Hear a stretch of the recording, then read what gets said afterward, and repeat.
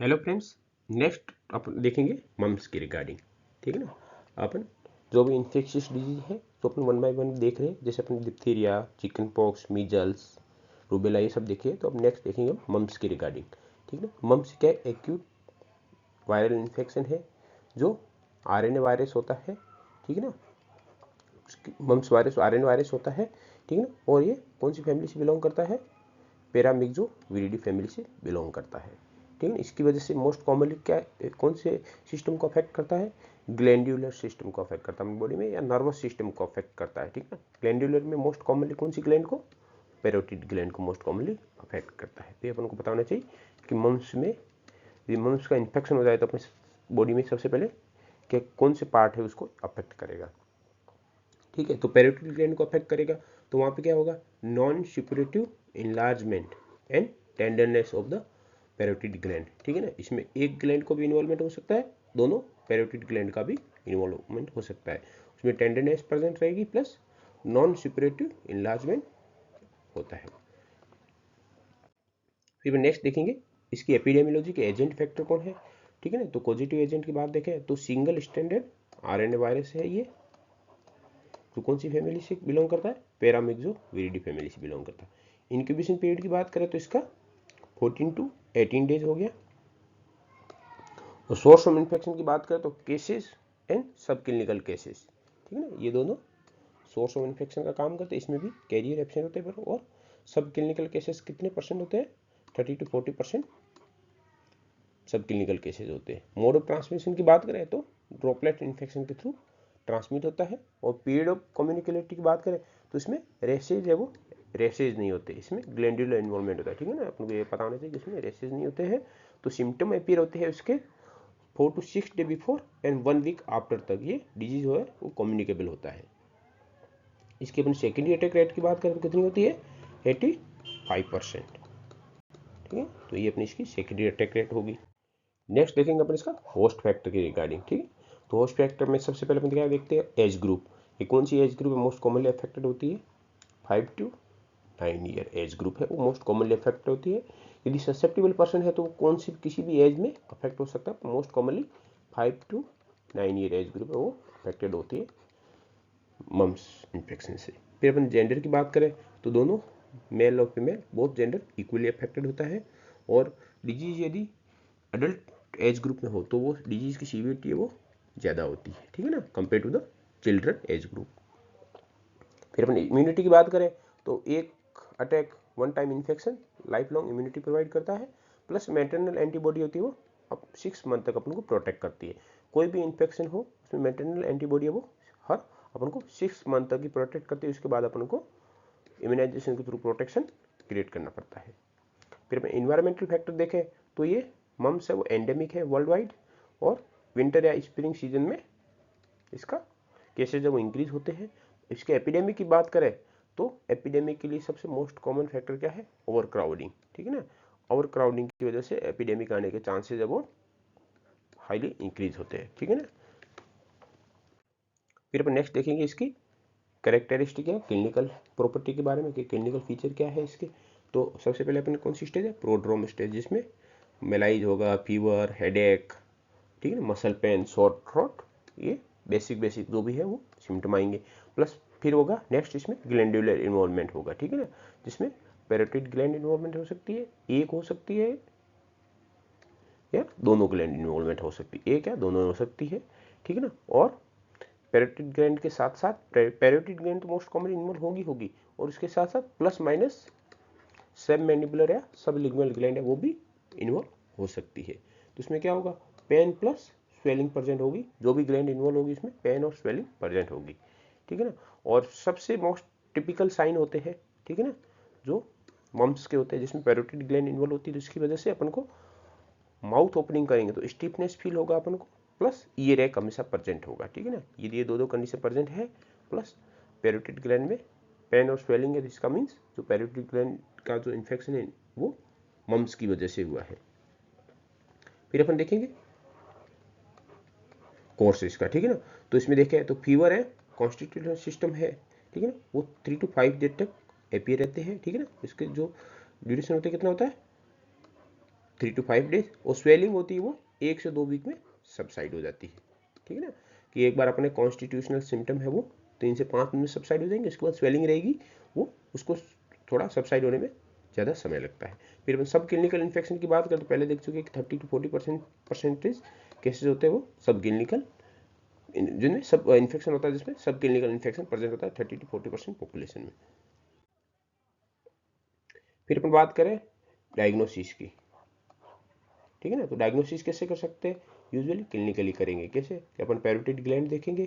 ठीक है ना, पैरोटिड ग्लैंड दोनों साइड की, उसमें पेन और स्वेलिंग प्रेजेंट होगा, प्लस अपन ने कौन सी टिपिकल साइन देखेंगे, ईयर एक। ठीक है ना, ईयर एक प्रेजेंट हो, प्लस स्टिफनेस प्रेजेंट हो अपन जब भी माउथ को ओपन करें तब। ठीक है, ओपनिंग ऑफ माउथ के टाइम पे अपने स्टिफनेस प्रेजेंट है, तो इस कंडीशन में अपन क्लिनिकली डायग्नोसिस कर सकते हैं मम्प्स को। और इसके मम्प्स वायरस को अपन आइसोलेट कर सकते हैं कहाँ से, सलाइवा से, यूरिन से और CSF से। और यदि मान लो, ठीक है ना, मम्प्स का इम्यूनाइजेशन है वो लास्ट के 6 वीक में नहीं किया है, ठीक है ना, 6 वीक है। ठीक है ना, अपन मम्प्स अपन IgM एंटीबॉडी का टाइटर देख रहे हैं कि लास्ट, और उसके लिए कंडीशन फुलफिल होनी चाहिए कि लास्ट 6 वीक। ठीक है ना, कि जो भी पिछला लास्ट के 6 वीक है उसमें से इम्यूनाइजेशन नहीं हुआ है उसमें, और अपन ने फिर IgM का एंटीबॉडी टाइटर देखा। ठीक है ना, यदि पॉजिटिव आता है, ठीक है ना, इसका मतलब क्या है, उसको मम्प्स का इन्फेक्शन हो रखा है। ठीक है ना, और या फिर कैसे कर सकते हैं, 4 फोल्ड या greater rise in mumps IgG टाइटर। ठीक है ना, IgG टाइटर में यदि 4 फोल्ड या मोर देन 4 फोल्ड इसमें इंक्रीज हो जाए, ठीक है ना, तो भी अपन क्या बोलेंगे कि मम्प्स का इन्फेक्शन है, तो अपन इसको डायग्नोसिस कर सकते हैं मम्प्स को। फिर इसके अपने कॉम्प्लिकेशन है, तो इसमें कॉम्प्लिकेशन बहुत इंपॉर्टेंट पार्ट है कि मम्प्स में, ठीक है, मोस्ट कॉमनली कॉम्प्लिकेशन होते हैं, मोस्ट सीवियर कॉम्प्लिकेशन होते हैं। जैसे मेल जेनाइटल की बात करें, ठीक है ना, तो उसमें ऑर्काइटिस हो जाएगा। ठीक है ना, तो most common complication among the young adult में मोस्ट कॉमन कॉम्प्लिकेशन कौन सा हो सकता है मम्प्स इन्फेक्शन के बाद में, ठीक है, तो ये ऑर्काइटिस हो गया। तो 20 to 40% केसेज में मम्प्स इन्फेक्शन के बाद इतने केसेज में ये ऑर्काइटिस होने का चांस रहता है, कब, पोस्ट प्यूबर्टल एज ग्रुप में। ठीक है, यूनिलेटरल 75% होता है, ठीक है ना, और बाइलेटरल भी हो सकता है। ठीक है, और इसकी वजह से स्टेरिलिटी है वो बहुत रेयरली अफेक्टेड हो सकती है। फिर अपन बात करें फीमेल जेनाइटल की, तो उसमें क्या हो सकता है, ऊफेराइटिस हो सकता है। ठीक है, तो ये भी most common complication among the young adult female में मोस्ट कॉमन कॉम्प्लिकेशन कौन सा होगा, ऊफेराइटिस होगा इसमें। ठीक है ना, 5% केसेज में होता है, post pubertal age group women में होती है, उसमें होता है। तो इसमें अपन ने देखा कि 20 to 40% चांसेज है ऑर्काइटिस होने के, 5% चांसेज है ऊफेराइटिस होने के। ठीक है, पेंक्रियाज की बात करें तो पेंक्रियाटाइटिस हो सकता है। CNS की बात करें तो एसेप्टिक मेनिंजाइटिस होता है, कितने परसेंट में केसेज में, 15% केसेज में। ठीक है, तो इसका मतलब मोस्ट कॉमन कॉम्प्लिकेशन कौन सा हो गया। ठीक है ना, अपन को ओवरऑल पूछा है कि मोस्ट कॉमन कॉम्प्लिकेशन कौन सा है, तो अपन क्या बताएंगे, एसेप्टिक मेनिंजाइटिस इंपॉर्टेंट। ठीक है ना, और यदि मेल और फीमेल को इन्वॉल्व करें, ठीक है ना, यंग अडल्ट मेल या यंग अडल्ट फीमेल, तो उसमें फिर अपन को ऑर्काइटिस या ऊफेराइटिस अपन को आंसर देना है। फिर अपन ईयर की बात करें तो सेंसिन्यूरल डेफनेस हो सकती है। और प्रेगनेंसी में बात करें, यदि फर्स्ट ट्राइमेस्टर में इन्फेक्शन हो जाता है मम्स का, ठीक है ना, मम्स का यदि फर्स्ट ट्राइमेस्टर में, तो उस कंडीशन क्या हो जाएगा, 25% चांसेस है कि स्पॉन्टेनियस एबॉर्शन हो सकता है। ठीक है ना, ये अपन को बताना चाहिए कि मम्स इन्फेक्शन यदि प्रेगनेंसी में हो जाए तो इससे कोई कंजेनाइटल डिफेक्ट नहीं होता है, पर एबॉर्शन हो सकता है। और वो भी कौन से टाइप का एबॉर्शन, स्पॉन्टेनियस एबॉर्शन हो सकता है। 25% चांसेस रहता है। ठीक है ना, कैसे 25% चांसेस है कि स्पॉन्टेनियस एबॉर्शन हो। ठीक है ना, कोई भी टेरोटोजेनिसिटी किसी में अभी प्रूवन नहीं है, कोई भी डॉक्यूमेंटेड नहीं है, पर एबॉर्शन इसकी वजह से हो सकता है, पम्प्स की वजह से। फिर अपन इसको प्रिवेंशन एंड कंट्रोल कैसे कर सकते हैं, इम्यूनाइजेशन के थ्रू कर सकते हैं, वैक्सीनेशन है। ठीक है, कौन से वैक्सीनेशन है, लाइव अटेन्यूएटेड मम्प्स वैक्सीन हो गया। इसमें अपन कौन सा कॉमन स्ट्रेन यूज करते हैं, जेरिलिन हो गया, रिट 4385 हो गया, लेनिन ग्रैंड 3 हो गया, और एल जेग्रेब हो गया, और यूरेब हो गया। मोस्ट कॉमनली अपन कौन सा यूज करते हैं, जेरिलिन। ठीक है, अपन को कम से कम ये तो नाम अपन को याद होना चाहिए, जेरिलिन। ठीक है, और WHO कौन से ऐसा स्ट्रेन है जिसको WHO एडवाइज नहीं करता है, तो ये रूबीनी स्ट्रेन है, उसको WHO एडवाइज नहीं करता है क्योंकि उसकी एफिकेसी वो बहुत लो है। अपन मम्स वैक्सीन की बात करें तो मम्स वैक्सीन कौन से कॉम्बिनेशन में प्रेजेंट होता है, MMR में, ठीक है ना। एम का क्या मतलब, मीजल्स, मम्स, रूबेला, या फिर MMRV, मीजल्स, मम्स, रूबेला और वेरिसेला, इस कॉम्बिनेशन में मम्स का वैक्सीन प्रेजेंट होगा, ठीक है। फिर हम डोज की बात करें तो सब क्यूटेनियस रूट के थ्रू देते हैं 0.5 ml और कितनी डोज, 2 डोज देते हैं अपन। शेड्यूल की बात करें तो फर्स्ट डोज कब देते हैं अपन, MMR की अपने बात की थी कि 12 मंथ से अपन कब तक दे सकते हैं, 12 ईयर तक देते हैं। और सेकेंड डोज होते हैं उसको अपन कब प्रेफर करते हैं, at 4 to 6 year age group में करते हैं, जब भी क्या अपन को स्कूल में एंट्री लेनी बच्चे को, ठीक है ना। कई मोस्ट कॉमनली एज ग्रुप होता है अफेक्ट होने का जो school going children age group होता है, ठीक है ना। जब भी उनका स्टार्टिंग पीरियड होता है, तो मान लो किसी एक बच्चे को मम्स हो गया, तो वो आपने देखा था कि इसका एपिडेमिक क्यों आता है, ओवर क्राउडिंग की वजह से। तो बच्चे आसपास बैठते हैं तो दूसरे बच्चों को होने का बहुत ज़्यादा चांस होता है मम्स। तो उस कंडीशन में अपन सेकेंड डोज होती है वो 4 to 6 ईयर के एज ग्रुप में देते just before the school entry, तो बच्चों में मम्स के अगेंस्ट प्रोटेक्शन बॉडी में उनके प्रेजेंट रहेगा। फिर इसके अपने वैक्सीन की बात करें, एडवर्स इवेंट क्या हो सकते हैं, ठीक है ना। तो रेयर एसेप्टिक मेनिंजाइटिस हो सकता है, ठीक है ना, वैक्सीन की वजह से। अपने बात की थी कि कॉम्प्लिकेशन भी एसेप्टिक मेनिंजाइटिस कॉम्प्लिकेशन भी मोस्ट कॉमन था, ठीक है, मोस्ट कॉमन कॉम्प्लिकेशन था। और वैक्सीन की वजह से भी एसेप्टिक मेनिंजाइटिस हो सकते हैं, पर अपन जो जेरिलिन स्ट्रेन यूज करते हैं ये सेफ है, इसकी वजह से नहीं होता। बाकी सब स्ट्रेन अपन ने देखे, इनकी सबकी वजह से ये aseptic meningitis as a adverse event हो सकता है इसका। इस कॉन्ट्राइंडिकेशन की बात करें तो लाइव वैक्सीन है, ठीक, प्रेगनेंसी में, सीवियर इम्यूनो कॉम्प्रोमाइज और सीवियर इलनेस में अपन इसको अवॉइड करेंगे। फिर अपन नेक्स्ट बात करें, ठीक है ना, मम्स सर्विलेंस, ठीक है ना। WHO केस डेफिनेशन के, WHO ने जो मम्स की सर्विलेंस के रिगार्डिंग इसकी केस डेफिनेशन है कि केस को कैसे डिफाइन किया है, ठीक है ना। तो क्लिनिकल बेसिस पे मम्स को कैसे डिफाइन किया है, ठीक है ना, कि सेलेवरी ग्लैंड है, ठीक है ना, उसमें, और या पैरोटिड ग्लैंड है, ठीक है। मोस्ट कॉमनली कौन सी ग्लैंड इन्वॉल्व होती है, पैरोटिड, या कोई पैरोटिड ग्लैंड एक साइड या दोनों साइड के, या कोई अदर सेलेवरी ग्लैंड जैसे सबमैंडिबुलर, सबलिंगुअल, कोई भी ग्लैंड है जिसमें स्वेलिंग प्रेजेंट है, ठीक है ना,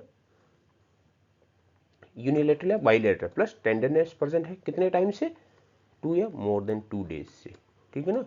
और इसका अपन को अदर कोई भी कोज है वो फाइंड आउट नहीं कर पाए अपन, ठीक है ना। तो उस कंडीशन को अपन क्या बोलेंगे, क्लिनिकली डायग्नोसिस मम, ठीक है ना, क्लिनिकली मम्स डायग्नोसिस बोलेंगे कि अपने कोई भी सेलेवरी ग्लैंड, पैरोटिड ग्लैंड है, उसमें स्वेलिंग और टेंडरनेस प्रेजेंट है, वो जो उसको टाइम कितना हो गया, 2 डेज या मोर देन 2 डेज हो गया है, और कोई भी अदर कोज है वो फाइंड आउट नहीं कर पाए, तो वो क्लिनिकली मम्स हो गया। और लेबोरेटरी कंफर्मेशन कैसे कर सकते हैं कि इसमें क्लिनिकल केस है जिसमें, ठीक है ना, उसमें क्या है, पॉजिटिव IgM एंटीबॉडी है, ठीक है ना। उसमें अपन क्या देखना है कि लास्ट 6 वीक में उसको इम्यूनाइजेशन नहीं हो रखा है, कौन सा, मम्स के रिगार्डिंग उसको कोई भी वैक्सीनेशन नहीं हो रखा है, ठीक है ना, मम्स इम्यूनाइजेशन नहीं हो रखा है लास्ट के 6 वीक में, फिर भी अपन ने एंटीबॉडी टाइटर किया तो पॉजिटिव IgM एंटीबॉडी पाई गई, ठीक है ना। फर्स्ट ये हो गया अपना। सेकेंड क्या हो सकता है, 4 फोल्ड या more than 4 fold rise in the IgG टाइटर। तो सेकेंड अपना ये हो गया कि IgM डिटेक्ट हो जाए, या IgG का जो टाइटर है उसमें 4 फोल्ड या मोर देन 4 फोल्ड इंक्रीमेंट हो, plus viral isolation of the mumps virus के अपन ने सैंपल कलेक्ट किया था, सलाइवा, यूरिन, ठीक है ना, CS, उसमें से अपन को वायरस को आइसोलेट कर दिया गया। इसमें से कोई भी कंडीशन पॉजिटिव हो, इसका मीन्स अपन लेबोरेटरी कंफर्म मम्स केस बोलेंगे इसको। फिर आता है एपिडेमियोलॉजिकली लिंक्ड केस, किसको बोलेंगे अपन, जिसमें clinical case plus laboratory case को अपन लिंक कर दे तो उसको अपन क्या बोलेंगे, एपिडेमियोलॉजिकल लिंक केस बोलेंगे इसको अपन। फिर इसके बाद अगर अपन इसको कितना टाइम के लिए आइसोलेशन करना होता है, कंट्रोल को स्पीड, जो स्पीड हो रहा है इन्फेक्शन का उसको कंट्रोल कैसे कर सकते हैं। तो आइसोलेट करना कब तक, जब तक अंटिल द स्वेलिंग सबसाइड। और अपन देखा था स्वेलिंग कब तक सबसाइड होती है, 1 to 2 वीक में स्वेलिंग सबसाइड होती है, तब तक अपन को इसको आइसोलेट करना है और डिसइंफेक्ट करना है। जो भी, जिसको भी मम्स हो रखा है, उसने जो भी आर्टिकल को टच किया है, ठीक है ना, पेशेंट ने, उसको अपन को क्या करना है, डिसइंफेक्ट करना है, ठीक है ना। जो भी कॉन्टैक्ट हुए हैं मम्स पेशेंट के साथ में, उसको अंडर ऑब्जर्वेशन रखना है। और ठीक है, मम्स को अपन कंट्रोल कैसे कर सकते हैं, ठीक है ना, इम्यूनाइजेशन कवरेज के थ्रू कर सकते हैं, ठीक ठीक है ना। वो भी इम्यूनाइजेशन कवरेज कितना होना चाहिए, 80 to 90, more than 80 to equal to 90, ठीक है ना। 80 to 90% यदि इम्यूनाइजेशन कवरेज है तो ये अपन मम्स को कंट्रोल कर सकते हैं। यदि इसे लेस इम्यूनाइजेशन है तो इसको कंट्रोल करना डिफिकल्ट है। क्यों, क्योंकि ये इन्फेक्शियस हो जाता है बिफोर द डायग्नोसिस, ठीक है। अपन डायग्नोसिस बनाए उससे पहले ये इन्फेक्शियस हो जाता है और ये ट्रांसमिट होना शुरू हो जाता है, ठीक है। तो मल्टीपल लोगों को ट्रांसमिट हो जाएगा डिजीज, ठीक है ना। सब क्लिनिकल इन्फेक्शन इसमें प्रेजेंट होता है जिसके में साइन और सिम्टम नहीं होते हैं, पर वो as a source of infection का काम करते हैं। जैसे हमने देखा था 30 to 40% केसेस में सब क्लिनिकल केसेस प्रेजेंट होते हैं मम्स के, ठीक है। तो ये विदाउट साइन और सिम्टम अपन किसी डायग्नोसिस नहीं कर पाते, फिर भी ये इन्फेक्शन को ट्रांसमिट करते रहते हैं। और इसका इंक्यूबेशन पीरियड है लॉन्ग है, कितना था आपने देखा था 14 to 18 डेज है, ठीक है ना। इस वजह से इसका अपन को कंट्रोल कैसे कर सकते हैं, प्रॉपर इम्यूनाइजेशन कवरेज से, वो भी कितना 80 to 90% यदि इम्यूनाइजेशन कवरेज है तो अपन मम्स को कंट्रोल कर सकते हैं। Thank you for your watching.